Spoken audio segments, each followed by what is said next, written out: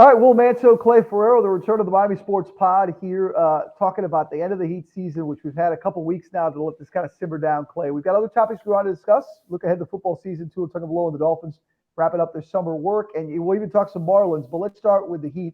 As the NBA Finals continue, Clay, we heard from Pat Riley last week what he had to say about the end of the season. It's funny because Pat took about a week, right?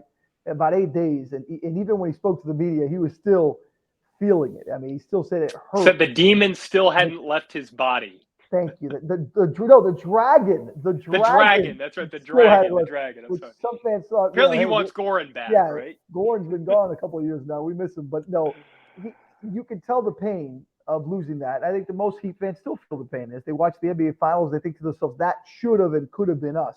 But when you look at what Riley had to say, his state of the Miami Heat, let's talk about that. We'll talk the specifics on players and personnel and potential moves in a moment, but just the overall, the whole theory that Pat, was asked about, run it back or change it up or what you want. What did you take away from Pat Riley most from his availability? Yeah, I think it's always the same thing with Pat Riley. He says things in a way that you come away thinking, man, I'm going to run through a wall. And when you go back and you dissect him, he just found a different way of saying we're going to do whatever we can to make the team better this offseason. Yeah.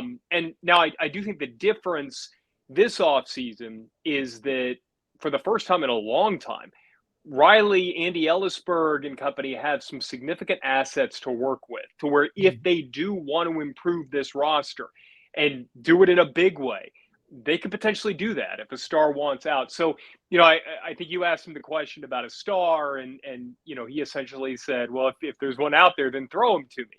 Well, we know there are some that could potentially be out there. And I know we're going to hear these names a lot as the summer rolls on. I don't think there's any doubt that they're going to go through every single option that they can. And that's going to include stars. Pat Riley always has a plan A, a plan B, all the way down to like plan alpha and omega or whatever. And ultimately they're going to find a way to make this team better.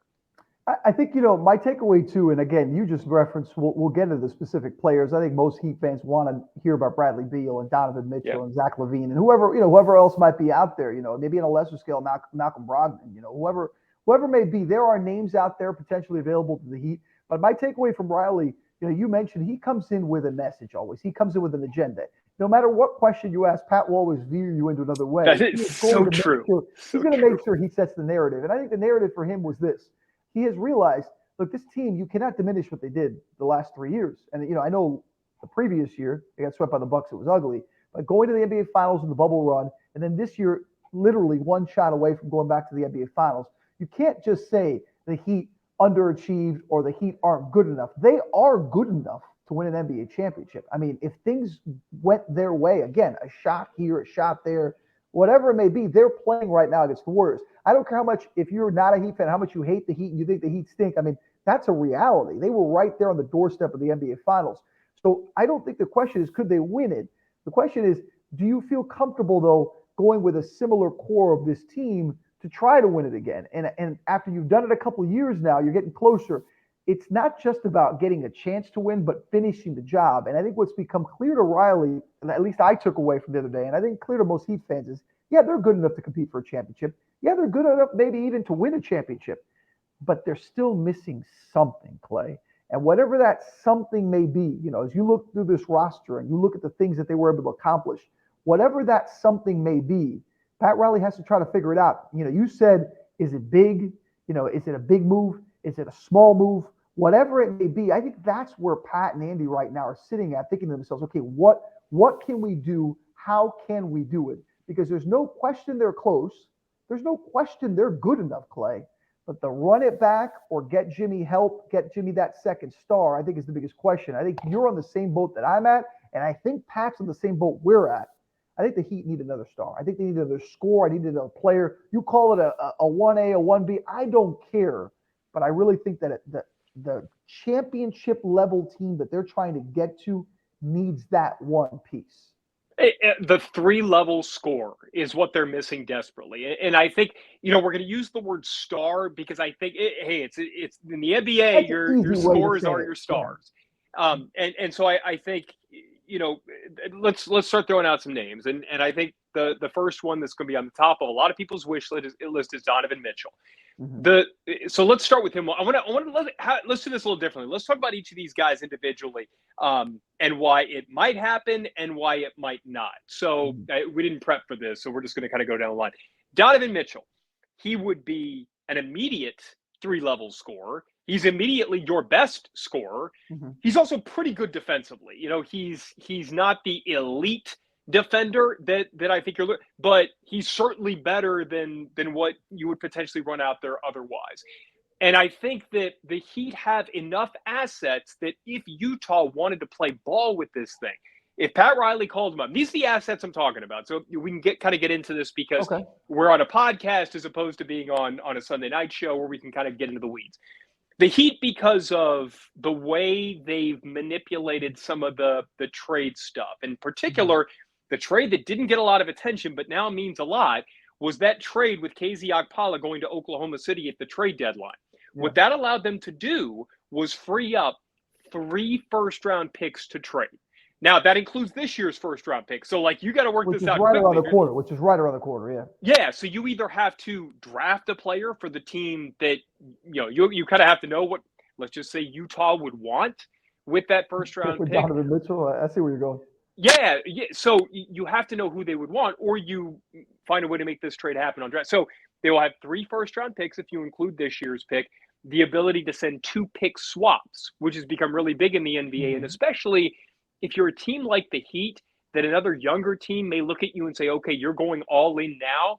Maybe in 2030, your pick swap will actually mean something. I know that sounds crazy, but it's the way the NBA works now. They actually care about that stuff that far down the line. So you have assets that if Utah wants to play ball, it would make sense. You could do a Tyler Hero, Max Strus or Gabe Vincent potentially, Duncan Robinson for salary filler, 3 first-round picks, and 2 pick swaps. And that's not something where Utah would be taken to the cleaners. Is that something, and I think that's the thing Heat fans want to know, because when we talk about potential trades, right, you say Donovan Mitchell, who wouldn't want Donovan Mitchell on their team? I mean, that's obvious. What would it take? Realistically, the package you just mentioned, centered around Tyler Hero, let's say. Is Tyler centered in a package with that stuff that you just mentioned? And I don't want to call it filler because those were key rotation guys for the Heat, but clearly they're not superstar players. I mean, is that enough with those picks you just mentioned to really make a deal, or are we just having a podcast pipe dream here? I think for the first time, the fact they have 3 first-round picks and 2 pick swaps to deal, I think it's worthy. And I also think with Tyler Hero, the receiving team, the team on the other end of this deal, could look at a player that they're getting as being somewhat close to being star caliber. And I'm not talking about, hey, superstar, elite level. But you're getting a player who just won the 6th Man of the Year, who's known around the league as a very good scorer, and somebody who has a persona, somebody who, the name Tyler Hero in the NBA now. By the way, someone that Riley challenged, and I wondered that day that he spoke, did he challenge him because he really needs him, or did he challenge him just to say, hey, this guy could be a star player to make him enticing to other teams? Again, Riley doesn't say wasted words. There's always a narrative he's trying to set. Right. And it was hard for me to kind of get a feel what the narrative was for Tyler Hero. He didn't insult Tyler. He didn't bury Tyler, but he certainly gave Tyler a challenge to come back stronger and better defensively, because it's clear Tyler can score. He can score. There's no doubt about it. Can he do more, and can he be a next level player is the question. Well, and by the way, that's why we're even having this discussion, because I think, some of the more optimistic Heat fans would say, oh, well, if Tyler Hero were healthy, that's a different series against Boston. No, it's not, because I think you're still having an issue on the defensive end where, look, I get it. You're not getting the same sort of punch scoring-wise when a healthy Tyler Hero isn't out there. But that series with Boston, and by the way, this is how Pat Riley thinks. He thinks, what do I have to do to beat my number one competition? And in the East, I think it's shifted now, whereas last offseason they were thinking, how do we beat Brooklyn and Milwaukee? And so you bring in a PJ Tucker, you bring in guys who can guard all of Brooklyn's stars. At that time, they had Harden, Kevin Durant, and Kyrie Irving. Now it's okay, how do we beat Boston? Well, you can't have somebody who can be targeted on the defensive end. It's not good. That series was all about who was getting targeted in the half court. So all that to say, yes, I do think for the first time in a long time, this isn't just pipe dream. This isn't just, Heat fans think their assets are more valuable than. No, But Donovan Mitchell would have to say, I want to be trading. I want to go to Miami. That's the problem. And we'll setting the and we've talked about plenty of times is that the NBA is controlled by stars, and star players get to dictate where they go. I mean, we saw it right here with Jimmy Butler. Yes. So I guess the question is, what leads anyone to believe that any of these players really want to get out? Bradley Beal, who we referenced and talked about, he's been rumored to the Heat for about 3 seasons now. And the one thing that's become apparent with Bradley Beal is for some reason he just likes being in Washington, a team that really hasn't gone anywhere, doesn't seem to be going anywhere, but he seems content there. Zach LaVine is a player that, barring any kind of injury situation, I think that's where I guess the knock on him is that you wonder about that knee, the issues he's had. Is that something you want to tie down for the future? I guess the bigger question with the Heat is taking one of those chances and near those assets more than just waiting for Tyler Hero to improve and to continue to improve, because there's one thing we can agree on. Tyler's improving. Tyler is ascending, but what is his ceiling? What is his high point? And I think Pat Riley has to know that. He certainly doesn't let us know, but I think he's got to know that if I'm going to trade Tyler Hero, it's because I think what I'm getting is significantly better than him if I'm going to give up all those assets. To you, do you think that's the case? Do you think a Donovan Mitchell is significantly better than anything worth that package, or a Bradley Beal than a 22-year-old Tyler Hero?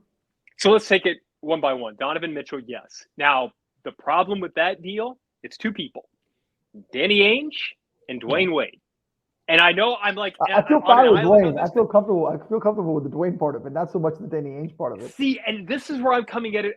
I just think the optics would be so bad if Dwayne Wade facilitated a trade of Utah's superstar player to the place where he used to play. I don't know if Dwayne cares about that. You're right; they would be bad, but I mean, Dwayne showed up, to a playoff game here, and he found a way to get Jimmy here, which is why the optics would be so bad since he's a part of Utah. I don't think Dwayne cares about optics anymore at this point. But I think Danny Ainge is the bigger problem here, and I can't see a world where Danny Ainge sends his superstar player to Pat Riley. Well, what if he wants out? What if he wants out and it's the best package? I mean, that's the reality. And again, the player, you just said, the player dictates where he goes. If Donovan Mitchell says to the Jazz, I don't want to go, and I don't want to be here, and I want to go one of these 2 places, and one of those places, Miami, and they offer the best deal. Even if you're Danny Ainge and you hate Pat Riley and vice versa, can you say no to that? I don't know. And that's the tough question. And I guess I'm overestimating the petty. But it's difficult for me to see it. Now, I will say the other team that's going to be talked about a lot if Donovan Mitchell says he wants out is New York. New York's problem is the only guy that Utah would potentially want would be R.J. Barrett. But I can't see you want to get rid of R.J. Barrett? Yeah. What's the point of giving up R.J. Barrett for Donovan Mitchell? Basically, we already have 1 star. And I think R.J. Barrett is turning into a star. But you need 2. So you're giving up 1. Yeah. You're already very comfortable. So it's possible. I tend to think it's the least realistic because of Danny Ainge being there and the optics with Dwayne. But anything can happen. I mean, I look at Philadelphia. Philadelphia, look, where did the Heat get Jimmy Butler, right? You look at what happened with Jimmy Butler and the moves that were made. I mean, you help a team within your conference. All the moves, it's true. These things, true. I'm not saying it's the logical move, but I don't discount it because of that. Look, I'm not even on board that I think the Heat are going to go after Donovan Mitchell. That's truly the focus. I think they've got to inquire. I think they have to see. I mean, but Bradley Beal's the one that I like a lot too. But I've kind of lost hope on the Beal situation because it just doesn't seem like he wants to leave Washington. Now that can change. He can wake up one morning and say, "Hey, I want to leave Washington," and then that changes. But to this point, I haven't seen any reason to believe that he does. And by the way, Bam and Jimmy have a relationship with Bradley Beal, and the levels of it, like you always see Bam go. Bam was like publicly flirting with him on Twitter a few years ago, and so like there's clearly a respect there. And Jimmy holds cachet in this league. He's proven to be a superstar. There's no doubt about that. I would guess that someone out there is looking at this team and saying, "That's an attractive team. It's Miami. It's great. It's Pat Riley. Jimmy Butler's a guy I want to play with." Okay, we're going to go off track really quickly. You know who just said that? Who just looked at Miami and said, "I can be the difference maker with that team"? Like literally publicly said this? LeBron James. Literally on a podcast the other day said, "I was watching the Eastern Conference Finals and I could go to Miami." Don't take the bait. I'm saying, man, like but I do think to your point, Will, I think people who watched Jimmy Butler and watched the Miami Heat during this playoff run, I think I think there's a different feeling now. I think, okay, I didn't, but you could dismiss the bubble and say that was the bubble. You could look back at last year and say, oh, they got swept in the first round. I mean, clearly it was a fluke. You can't look at what the Heat and Jimmy Butler did in these playoffs by being the best player in the playoffs and say that that's a fluke anymore. And you can look at it if you're a Bradley Beal, and you're right. I mean, Beal hasn't shown that he wants to be out of Washington, but man, you would look at this and you would say that team needs me. And if I go there, not only do I win a championship, but like I'm viewed as the guy that got that team over the top. And I'm playing with a guy who just proved that he could be the best player on the floor against anybody they play. Yeah. Like to me, that's more appealing, I think. So this is why, Will, to get back to the whole discussion of, will it happen? I just think the Heat are in a better position because now I think their cachet around the league has improved even more than it already was. And I think they've actually got assets to make this thing happen. So, I just think they're in a much better spot. Ironically, now you're kind of juggling this idea of, do we really want to potentially blow it up beyond Jimmy and Bam because of how well you played, but you're also better positioned than you have been in a long time to do that. The funny thing is you always ask, people in the offseason will say, who are the untouchables? I mean, to me, it hasn't changed. The only guys I would not trade are Jimmy Butler and Bam Adebayo. That's it, man. And that's not to say I want to trade other guys. Like, I think, you look at PJ Tucker, depending on what happens with it, whether he opts into his contract, he stays, or whether he opts out. Miami has already made it clear. Riley made it clear they want to keep him. I mean, it's no secret. Eric Spoelstra made it clear he wants to keep him, and I can see why. Kyle Lowry, was really coming into his own, was really looking like Kyle down the stretch, and then boom, he has the hamstring injury. And Pat Riley challenged him to say, hey, come back and basically come back in shape. I mean, that's really, you tried it your way, it didn't work. Yeah. You got to come back the Heat way. So I think, Kyle is in the position where he will be back. And let's not forget when we talk about Jimmy wanted Kyle here. And Kyle is here because Jimmy wanted him. That's a big reason why. So I don't see Kyle getting shipped out with Jimmy's approval. Not that, look, one thing Pat Riley's made clear, he doesn't need any players' approval. But I do think in this day and age, you kind of have to finesse your way to build around your star, and Jimmy's clearly that. So outside of that, Clay, when you look at, I like Tyler Hero a lot. I think Tyler Hero's ascending, and he's not a guy I want to trade. But if I feel a Donovan Mitchell is the next step, or Bradley Beal is that step that we opened the podcast talking about, making this go from a team that could win a championship and is a contender for a championship to an actual champion, then to me it's keep Jimmy and Bam, and everybody else is expendable. That's just the way it works. Whatever you need the position, throw to that pot along all those picks you just mentioned, you have to make it happen because the window for Jimmy, as great as he's been, is getting smaller and smaller. Jimmy's not 27. And he's certainly, look, when people talked about his age when he got here. Oh, he's already in his 30s. He's going to be in his mid-30s in a few years. Jimmy's not going anywhere. He's still at peak level. But we do know in the NBA that peak level could start to turn into like okay level down to, we saw with Dwayne Wade down to a lesser level pretty quickly in your mid-30s. So the window for Jimmy is now, and the Heat have to be aggressive in the way they approach this offseason and probably in the next offseason as far as the big picture for the future. And so here's where Tyler Hero comes to the equation as well. You're going to have to make a decision on Tyler Hero because he's going to get a big offer from somebody.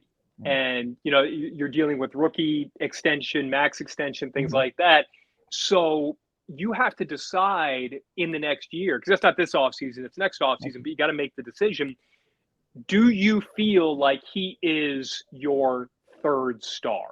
Do you feel like he is going to be at that level? And again, you're right, Pat Riley challenged him, and yet you wonder if he can get to that level, especially defensively. So you're watching the NBA Finals right now, and look, nobody thinks Steph Curry is a good defender. The difference is Steph is so good offensively that, like, when you try to target him defensively, you may get a few buckets, but it's going to throw your offense off enough to where you're not going to get as many buckets against Steph as he's going to get against you. That's where, if Tyler Hero's defense doesn't improve significantly, then he's going to have to get to the Steph Curry level of scoring in order to be worth that sort of a contract to the Miami Heat. And, well, I don't know. Like, I think he can be really good, but do you think he could get to a Steph Curry level of good if the defense doesn't improve? And I guess that's where, if you're the Heat this offseason, you almost have to make the decision, are you going to pay Tyler Hero the big money? And if not, then it's probably in your best interest to find a way to improve the team as much as you can for this upcoming year and find a place to send Hero and get the best that you can for him and maximize this window now. That is, again, if Hero isn't going to be your third star moving forward. We see their improvement from within. Hero, Bam, Strus, you mentioned Gabe. There's other guys. I think Victor's probably not coming back, though. I think it's obviously will be looked at if they can bring him back somehow, depending on what happens with any big move. But I think Clay, Riley referenced the improvement from within, and that is where the growth comes in. I think if Bam takes the next step in his evolution offensively, which Riley touched on and say, hey, maybe we can get Bam to 15 shots a game consistently, and then Tyler takes that next step and he's healthy, then yeah, again, this is a team that was one shot away from the finals. The problem is, I don't think you build a team, at least Pat Riley doesn't build the team with the idea of we're good enough to get there. I think he builds a team with we're better than anyone else. Like when the Heat had their biggest success, they went all in and got Shaq to combine with Dwayne, right? And then when things got down and they became okay, mediocre, middle of the pack again, they went out and they got the big three. These are extreme situations that they got. Hall of Fame center and the tail end of his career, but still a great player. And then obviously the big three. I don't think Pat Riley likes to settle. So when he talks about improvement from within, yeah, I think if the Heat don't make major moves and sort of run it back, like there's no such thing as a full run back, right? There's going to be changes. Caleb may not be back. Vic may not be back. Dwayne Dedman's not going to be back. I mean, there's going to be changes in the rotation that they will have to do regardless of whether they get a star or not. But I just don't see it in Pat Riley's game plan. I don't see it in his style, and he joked about being 77. He's not going out anytime soon. He wants to finish what he started with his build. But again, almost like when I talked about Jimmy's window, Pat's window, I hope Pat lives till he's 105 years old. I hope he's the Heat president till he's 100 years old and runs this team the same way he has for the last 20 plus years as the best executive in the sport. But again, when you get to his age, the window does close as far as like, okay, how much time do I have to continue to build this team? You can't go with small and half moves. That's why while the improvement from within sounds great, and I certainly think this team could run it back to an extent and be a contender for a title again, I don't know. I get the sense that something big needs to happen this offseason. And if Riley can make it happen, it will happen. And you and I are on the same page, right? We both agree.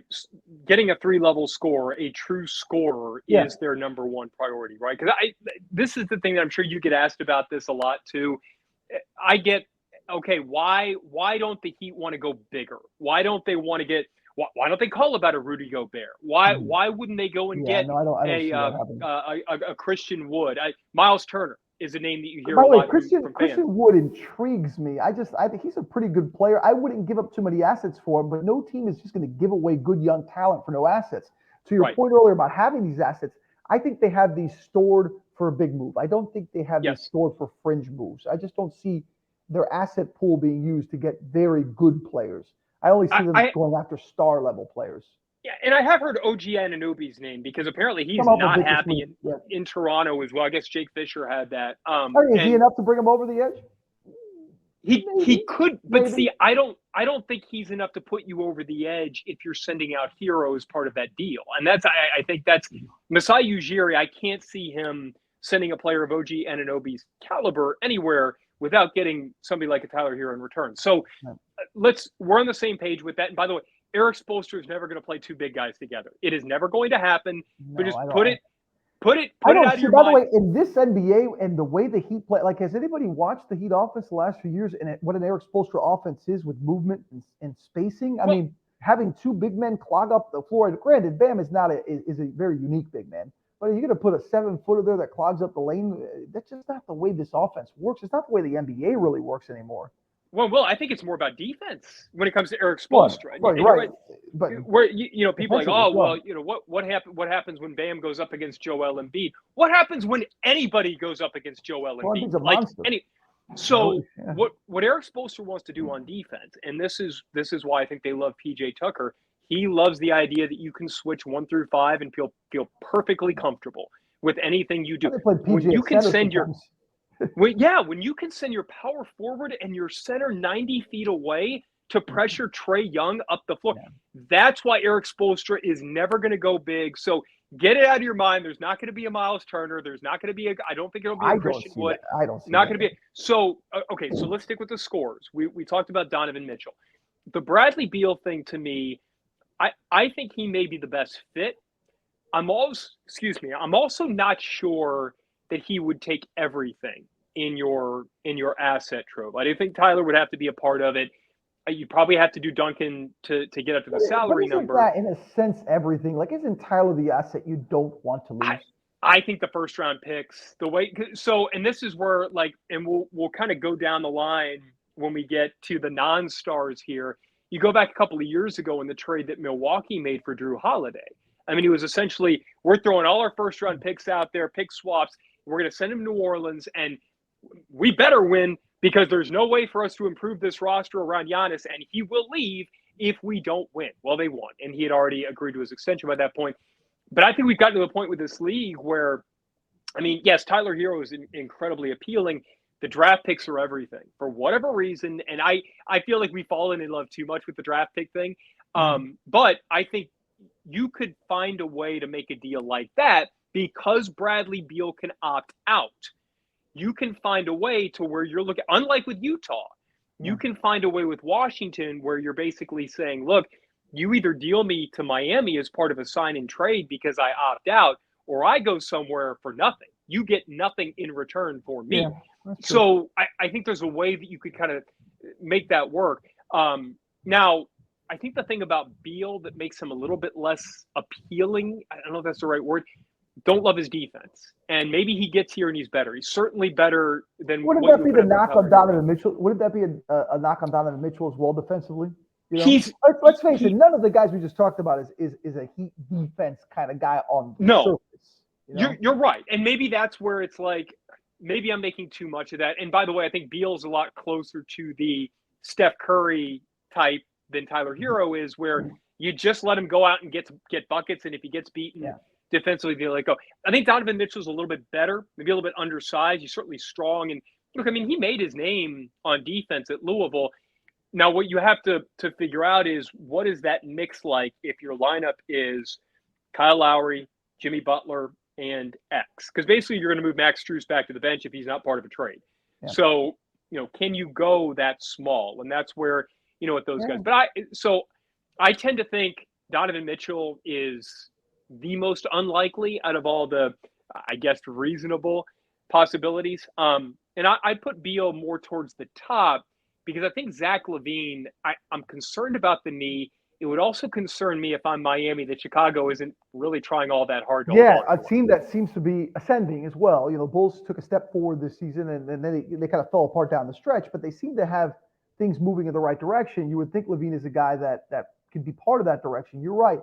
I think let's not forget, too, before we finish the Heat conversation, well, we're going to talk about star players. We did reference size earlier.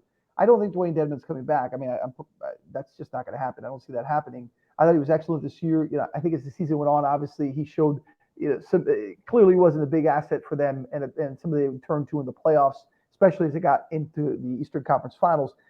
I don't know if Omer, if Yurtseven, Big Yurt was a great story this year. I don't know if he's ready.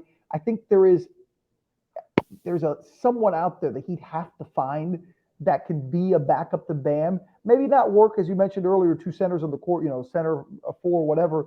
I think there has to be an attack there, though, that needs to be looked at. And a lot of it will do with P.J. Tucker. If the Heat lose P.J. Tucker, let's say P.J. opts out and somebody out there can give him more money and the Heat don't feel comfortable with it, and P.J. can get a deal somewhere near the end of his career in his late 30s. Hey, go out and get your money, P.J. He's already won a ring. Go out and get your money. Then maybe your focus turns into getting a bigger guy, another big to go with Bam. I think regardless, even if they keep PJ, that needs to be addressed because you got to have those.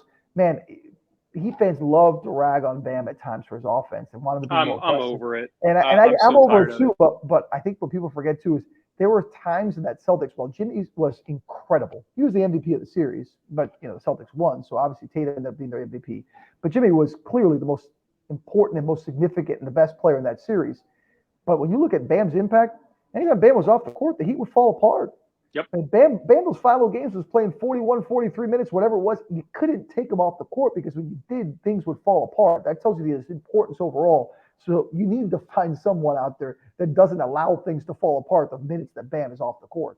And this is why I disagree with Pat Riley. Probably the only time I disagreed with him when he was speaking at the news conference the other day.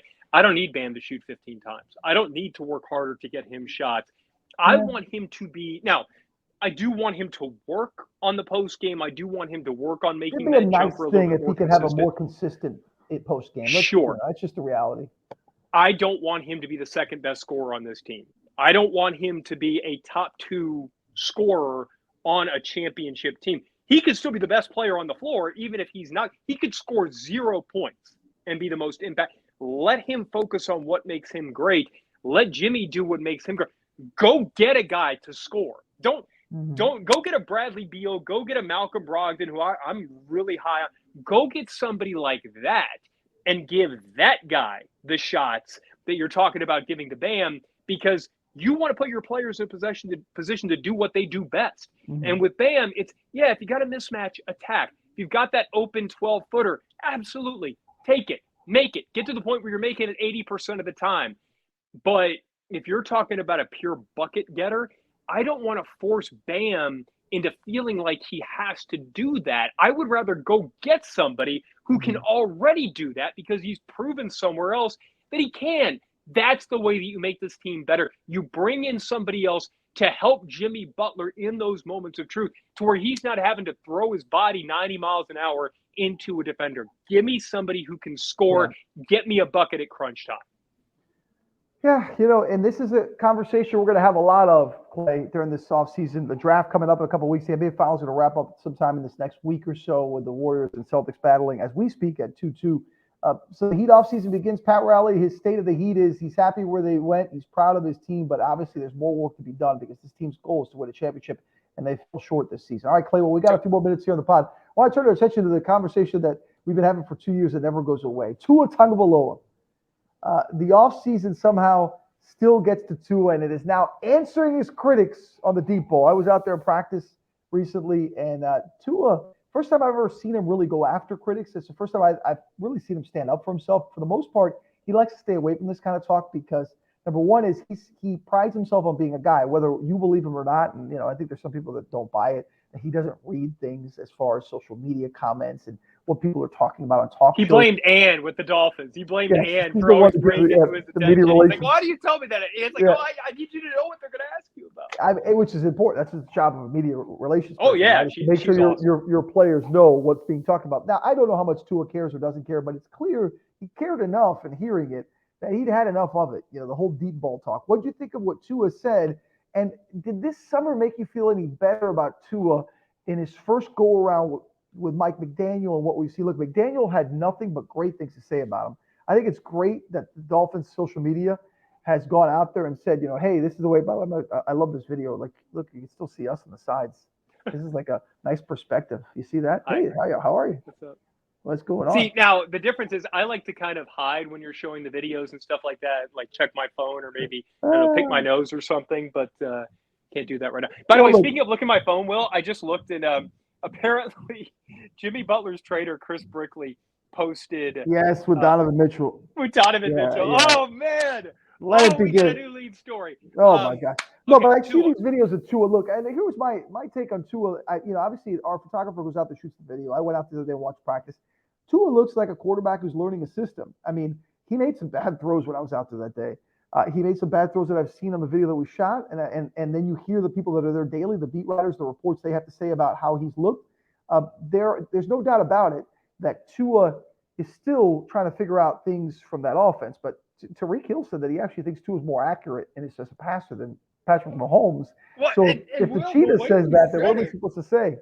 The way he said it was basically and I'm forgetting the name. He had Tyreek Hill had one of his friends who's a lawyer, and forgive me for the name for forgetting the name, but he basically asked him, like, which do you prefer? And Tyreek Hill, without saying it, basically said he preferred Tua. Now, how he answered it was, well, Patrick Mahomes has the better deep ball, but Tua's more accurate. So his friend asked him, so which do you prefer, the deep ball or the ball hitting you in the breadbasket? Tyreek Hill said, I want the ball hitting me in the breadbasket so I can take it 7.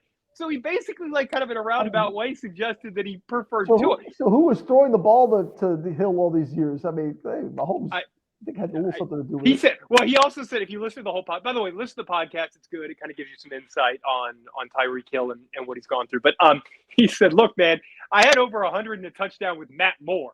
no disrespect to Matt Moore, but as we know, whenever you say no disrespect, it immediately. I will say this about that. It was funny to be out there and to see it because we can't tweet about every play we see. We can't film every play once they get into the real drills and the formations and stuff. But the one thing that's clear is, can I tell you, the only time Jalen Waddle's phenomenal, and he was great last year, and I think he's going to be great for many years to come. But the only time I truly felt good about Tua was anytime he threw to Tyreek Hill. Whenever he threw to Tyreek Hill, good things happen. You just get the ball in his hands. He is so much faster than anyone that big things are going to happen. So to me, you target him about 180 times this year.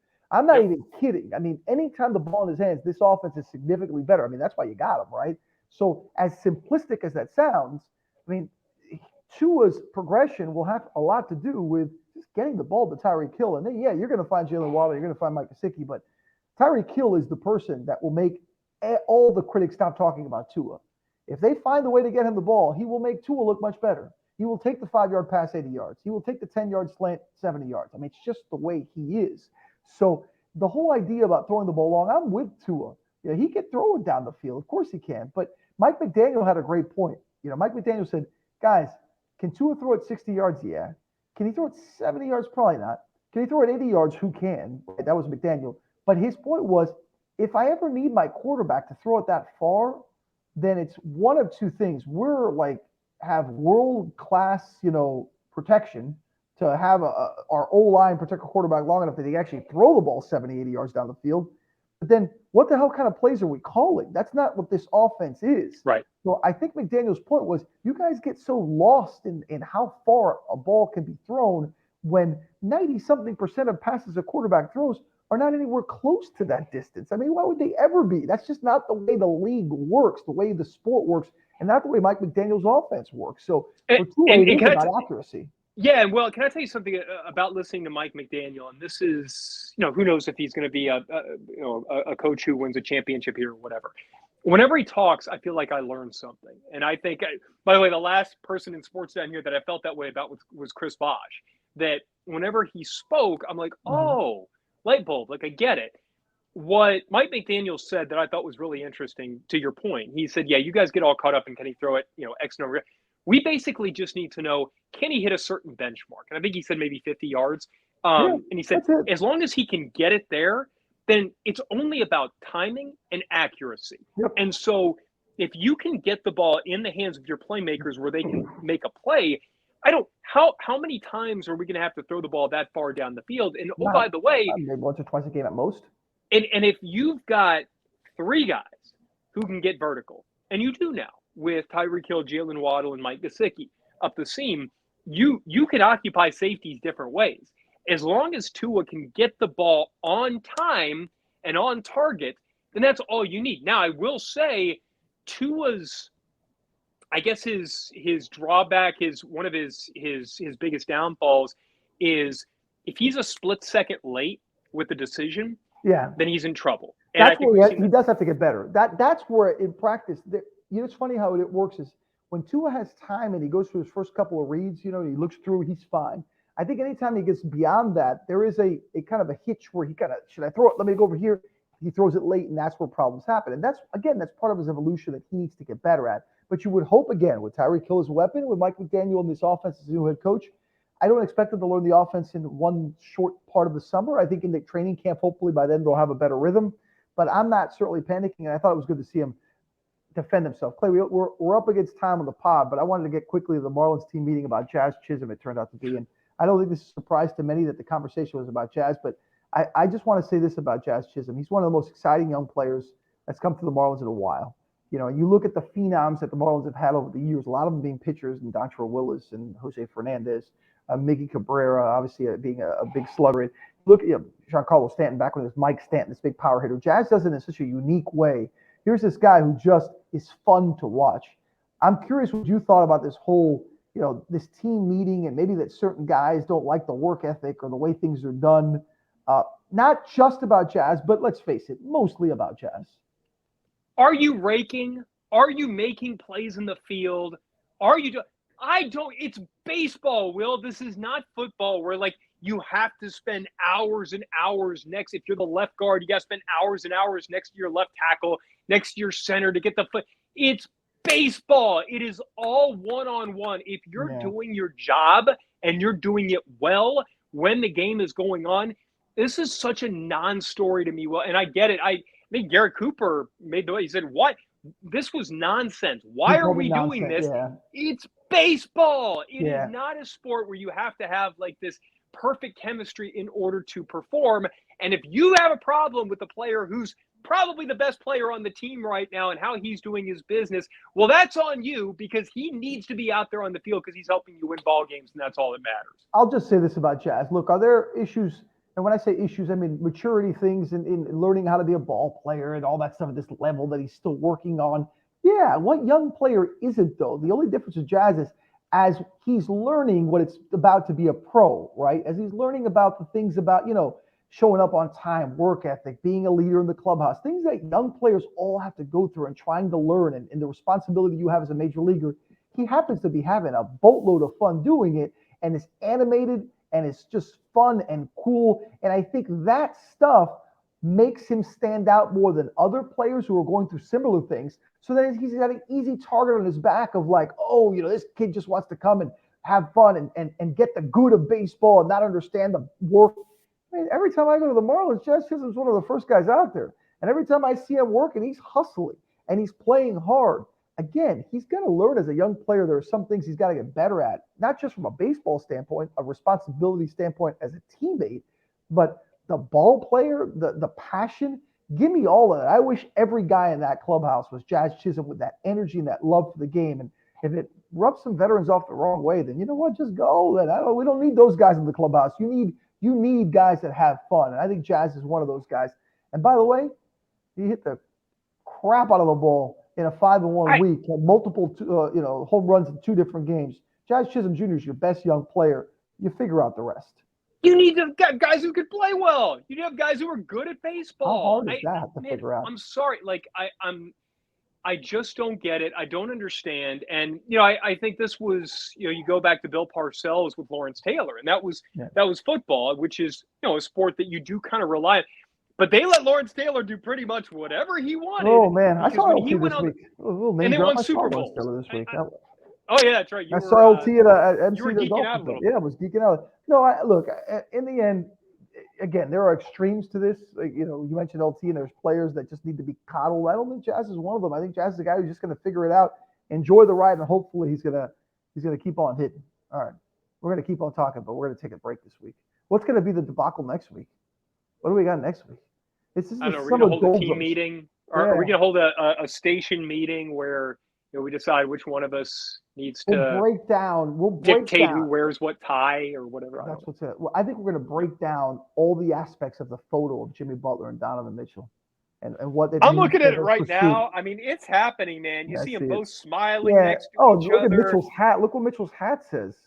Let's see. What does it say? It says, read that. Oh, it says, I am not staying in Utah. Wow. Ah, yeah. That's not quite what I read.